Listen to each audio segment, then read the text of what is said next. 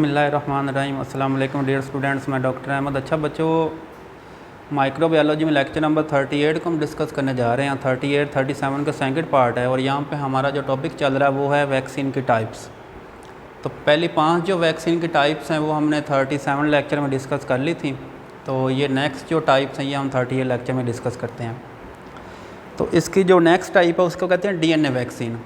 ठीक है, तो अब DNA वैक्सीन को हम पॉलीन्यूक्लियोटाइड या जेनेटिक वैक्सीन भी कहते हैं। ठीक हो गया। तो उसके बाद हमारी जो वैक्सीन आती है उसको हम कहते हैं वेक्टर्ड वैक्सीन। अब देखें, आपको पता है ये जेनेटिक इंजीनियरिंग जो प्रोसेस होता है इसमें हम वेक्टर यूज़ करते हैं। बैक्टीरिया से हम वेक्टर लेते हैं या हम जो वायरस होता है उसको भी हम एज अ वेक्टर यूज़ करते हैं, उसके जो DNA होता है। तो अब देखें, vector completed with inserted gene, कि आपने वेक्टर के अंदर जो जीन एंटर किया है itself act as a vaccine. ठीक हो गया। तो ये वाला जो वेक्टर है जिसके अंदर आपने जीन एंटर कर दिया वो भी वैक्सीन के तौर पे काम कर रहा है। ठीक है, क्योंकि जैसे ही वेक्टर जीन को लेके आपकी बॉडी में जाएगा तो उसके अंगेज क्या बनेंगी, एंटीबॉडीज़ बनना शुरू हो जाएंगी। आप देखें, एडिनो वायरस या हर्पीज़ वायरस है, इसके खिलाफ जो हम वैक्सीन बना रहे हैं वो वेक्टर बेस्ड वैक्सीन है। और उसके बाद नेक्स्ट इसकी जो टाइप उसको कहते हैं वन शॉट वैक्सीन। ये आगे फ्यूचर वाली वैक्सीन है जो फ्यूचर बनेंगी। ठीक है, it will be vaccine of future consisting of viral और bacterial vector containing genes for all required vaccine. मतलब इसमें जितनी भी वैक्सीन है उन तमाम वैक्सीन के जो जीन्स होंगे वो एक ही वैक्सीन के अंदर होंगे।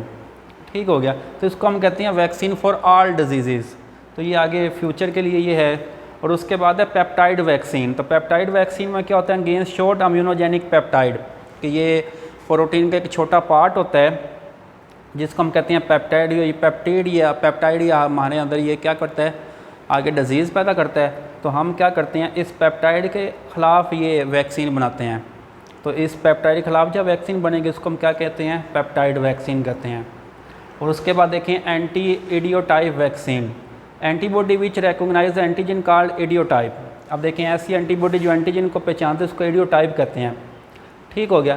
लेकिन बाज़ हम यहाँ पे जो वैक्सीन बनाते हैं उसमें हम एंटीबॉडीज़ डालते हैं। तो एंटीबॉडीज़ बेस्ड वैक्सीन है। तो ये एंटीबॉडीज़ हमारी बॉडी में उन एंटीबॉडीज़ को रिकॉग्नाइज करते हैं जो एज अ एंटीजन काम कर रही हैं। मतलब देखें, वैक्सीन में एंटीबॉडीज़ हैं, ये आपकी बॉडी में गई तो इन्होंने उन एंटीबॉडीज़ को पहचानना है जो आपकी बॉडी में एज अ एंटीजन काम कर रही हैं। तो ये उनको जाके मार देंगी, इसलिए उनको कहते हैं एंटी इडियोटाइप एंटीबॉडीज़। मतलब ये ऐसी एंटीबॉडीज़ हैं, ठीक है, जो एंटीबॉडीज़ के अगेंस्ट काम कर रही हैं। और लास्ट पे जीन डिलीटेड वैक्सीन।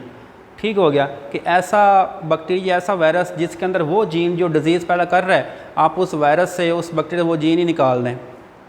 तो removal of virulent gene from pathogen, के पैथोजन जो बैक्टीरिया वायरस है उससे आप क्या कर दें, जो ख़तरनाक जीन है, जो विरुलेंट जीन है वो निकाल दें।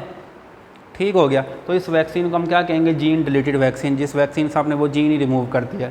तो ये हमारी सारी वैक्सीन की टाइप्स हैं, जिसमें हमने DNA वैक्सीन क्या होती है, वेक्टर वैक्सीन क्या होती है, वन शॉट वैक्सीन है, पेप्टाइड वैक्सीन है, एंटी इडियोटाइप वैक्सीन और लास्ट पे है जीन डिलीटेड वैक्सीन।